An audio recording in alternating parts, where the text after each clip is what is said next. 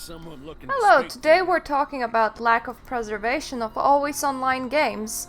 Mostly MMOs, sometimes actually shooters die too, because for some reason you cannot include peer-to-peer hosting, which I absolutely do not understand. We're talking about this to the Belayed Dead Wildstar footage from the beta. I have used the same footage in my farewell letter when I found out that the game has been closing. And I'm using this footage essentially for the third time now, because it's also published to YouTube. I find it wonderful to talk to this, mostly because it's soothing for me to look at it again, and because I remember this as a rather happy time. Plus, because there was absolutely no me talking over it or anything like that, you can just enjoy some gameplay footage that has nothing to do with what I'm talking about. Well, sorta does. I mean, it is a dead game. You are looking at a dead game. You're not looking at a dead community, which is the sad bit.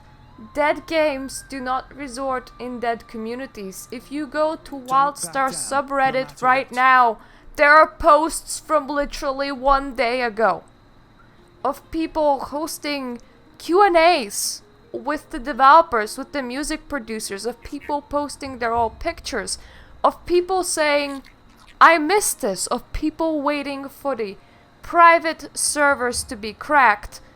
The game closed 10 months ago. It's gonna get closer to 11 months, and then it's gonna get closer to 12 months. The game closed about 10 months ago. And the community is not going away, because when you close an MMO, you're not closing just a game, you're closing something special. And the question that I have to ask is, why do you need to do this? Not why do you not have enough money to run the servers? Oh no. No, that would be a dumb question. Games live, games die. That is okay. My question is, why do you guard everything that you have so much that you wouldn't just handle out the code for people to emulate it? And if you're afraid that assets are gonna get leaked and that you're not allowed to do this, why don't you put in peer-to-peer hosting? I mean, plenty of shooters put in peer-to-peer hosting. Plenty of racing games still put in peer-to-peer hosting. Thank goodness! Because otherwise a lot more games would be dead. Why can't MMOs? You don't want private servers while it's alive, fine, but if you know that your game's gonna die, why would you care if people could support a community of 5-6 players on their server? Is this how the game is meant to be played? No, obviously it was made for a massively multiplayer environment. However, this is how the game could still be played. Mostly because I did a let's play of Wildstar, okay, and there were very few things where I actually needed other people. The whole leveling experience is solo. Building your house is very much solo. Would it look very upsetting without all the people running around? Of course it would look very upsetting without all the people running around. You know what is more upsetting? Being unable to recreate your character, being unable to be in that environment, being unable to visit all of those places, being unable to build a house anymore because literally all of it is gone. I understand that the game industry is young and that we haven't thought about this. However, we can preserve games from the 80s even with DOSBox emulators. I can still play The Sims 1 on my computer. That's 20 years old. Actually, Windows does the emulation pretty well, if you ask me. Will it get harder and harder as technology improves, as we move from 64-bit to 128-bit? Of course it's gonna. But I am confident in our ability to emulate, the environments, to come back and to visit old games and our old homes and our old memories. We, as a species, seem to need the ability to revisit. I mean, we can watch old movies.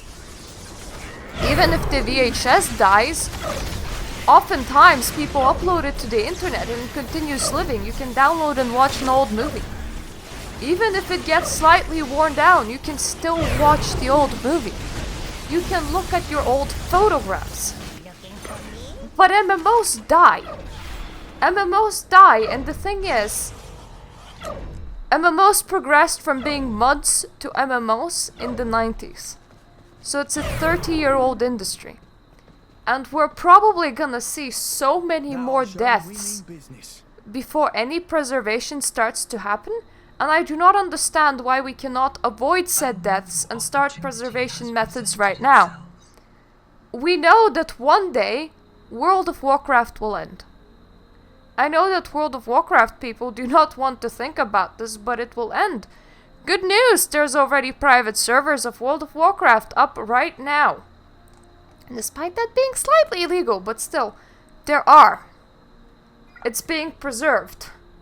But why, after the game dies, should it be hard to preserve it? Once again, I can host an ARC server on our computer and play it with 10 of my buddies. Why couldn't I host a dead MMO on my server, on my computer, and play with my buddies? Sure, you can only host like 10 people at a time, not 2,000. We don't have dedicated server hardware. But why make it hard for me to use the files that I have bought on a disk that came with the game? Why not just implement a workaround and go, sure, you can host it for you and your buddies. And you know what? You know what else would make sense? If you're making a subscription game or something, why not give ownership to people of their characters, and why not let them host tiny team servers? It is obvious to me that playing with 5 people is not the intended way to play. It is obvious for me that being able to transfer save files between the live version and your own private version would break the game, but I see absolutely nothing that would stop, that should stop people from being able to have their own teeny tiny isolated version to host with like up to 4 people without most of the online things like dungeons and raids that wouldn't import to the live version of the game, that would be kept as a separate save file. I don't see why that shouldn't be a way that we should be progressing through the gaming industry. I understand that this was not thought about when MMOs started, and I understand that you do not want a rip out of your profits by people hosting full-on massively multiplayer servers. I fully understand that. I do not understand why you do not make these games semi-single player compatible and peer-to-peer hosting compatible, just so that people can play them as co-op RPGs. Funnily enough, some games that are gonna die are practically co-op RPGs. Have you actually thought that Guild Wars 1 will die one day? Guild Wars 1, currently, because of the lack of population, you play it fully with NPCs. Your whole team, everywhere where you used to need people, can now be staffed with NPCs, and I have had some sad nights when I was about to start uni. I was trying to manage my sleeping rhythm and I wasn't in the best place in life. I would spend my nights playing Guild Wars 1 because Guild Wars 2 wasn't populated in the middle of the night. There weren't people running around. I didn't have anyone to play with. So I played Guild Wars 1. I lagged because there's like one dedicated server to a game that is practically an offline game now. Somewhere out there that I'm connecting to, there's rubber banding. I don't understand why I couldn't host a game like that on my system. Final Fantasy XI. Final Fantasy XI will one day die. It is super that Square Enix is keeping it alive. It is so good of them that they're like, yep, we're gonna keep the servers on the MMO, even though it now has a very small pop and we're no longer doing updates for it. But one day they will have to kill it off. They will have to close it off. They will not keep it up for forever. So why not make it peer-to-peer hosting or computer server, as in personal home server, compatible? Why not let people host their own mini servers? I do not understand. I really do not understand why we don't build games with this inevitability in mind. Is it greed? Is it, what, lack of time? You're afraid of something? You're afraid that somebody's gonna steal your game? Because I wouldn't be afraid that somebody's gonna steal your game when you're adapting it to be played not the way that it was intended to be played to begin with. And once again, props to Square Enix for making Final Fantasy XI practically playable single player. Because once again, all of the leveling has been nerfed, so it's a lot easier, and you don't really require extra people that much. You have NPCs that you can take with you once again, which is friggin' amazing. Another amazing thing I have to have a shout out is EverQuest 1 servers are being kept up by the company. They're fully dedicated to keeping that MMO going. But one day, once again, they won't be able to. And if you know that that inevitability will come up one day, why not prepare for it? I'm ranting about the exact same thing, am I not? But I honestly do not understand. I do not understand why I have to lose parts of my gaming library. Why I have to lose my memories. Because you're afraid you're not gonna sell further games? Well, that's stupid. Me playing an MMO by myself, doing just the leveling content and avoiding raids and dungeons is obviously not the same as playing it with thousands of other people, is it? It's just me being able to relive those moments, to see the world again. To breathe in the world. To maybe play it with my buddies, maybe do some dungeons. We're not gonna get to a raid level. I couldn't host a server for enough people to do a raid. Even if I was doing raids with just one group, if the MMO is already dead, what does it matter?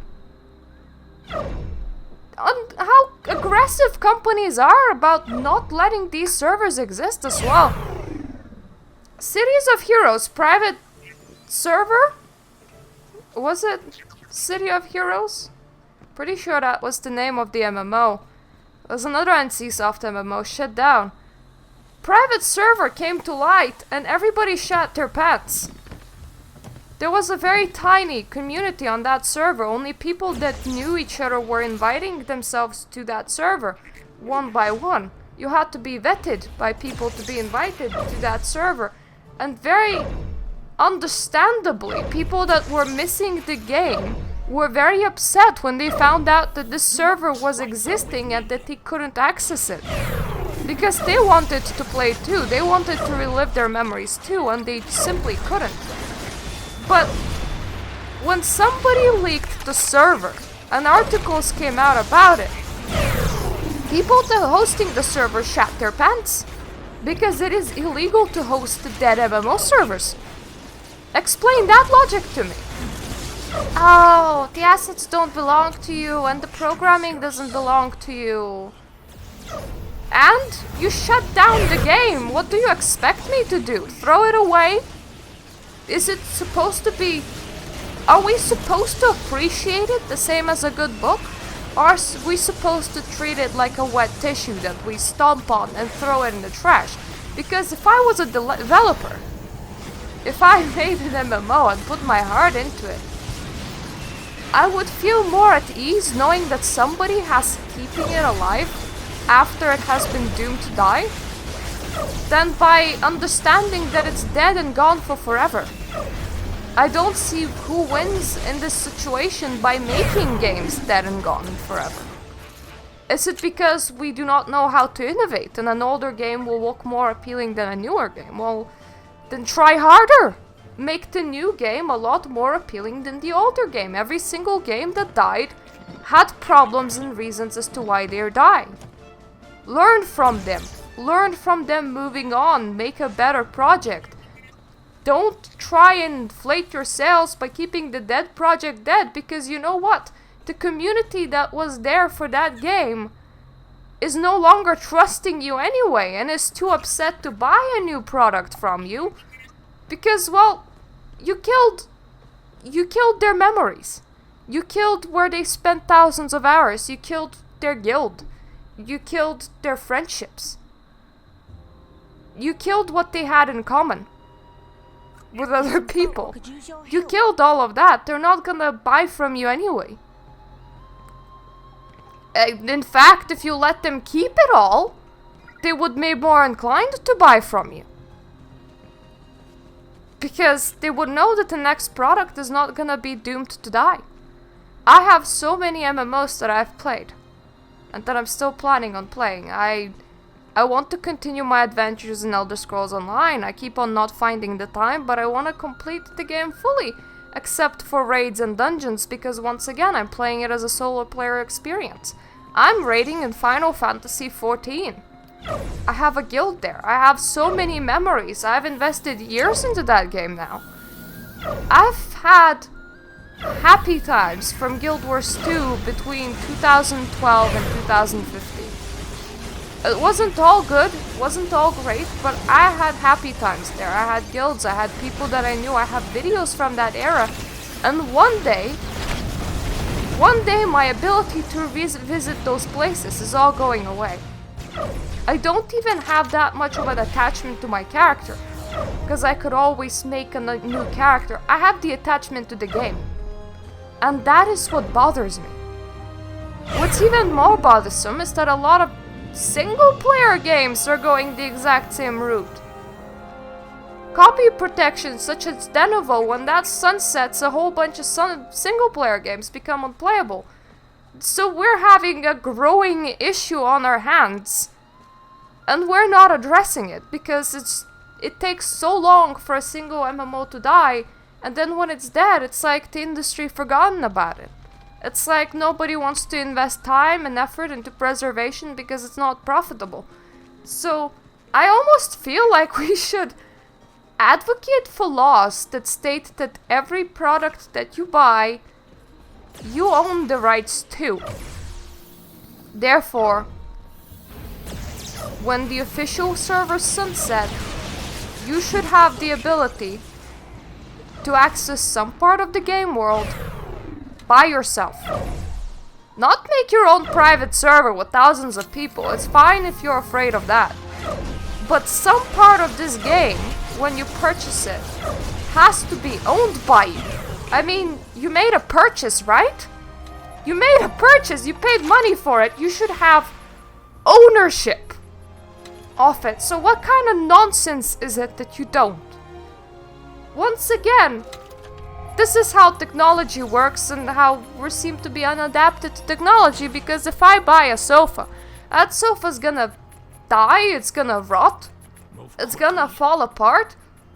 But 40 years from now, if I wanna still be keeping the sofa sticks, I will still be keeping the friggin' sofa sticks. Because it's mine.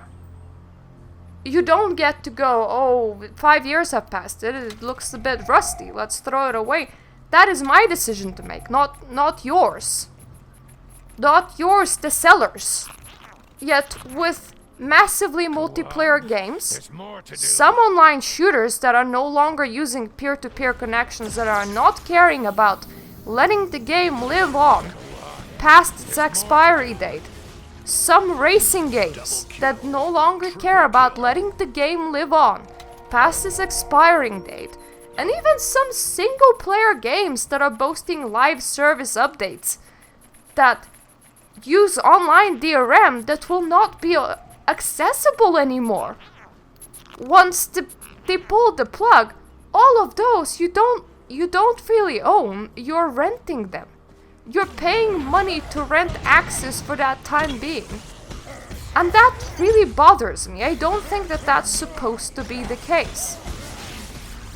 And I don't know what we can do about it, but I hope that we can do about it something about it. I mean, how many dead games do we want to have? How many dead communities does it take?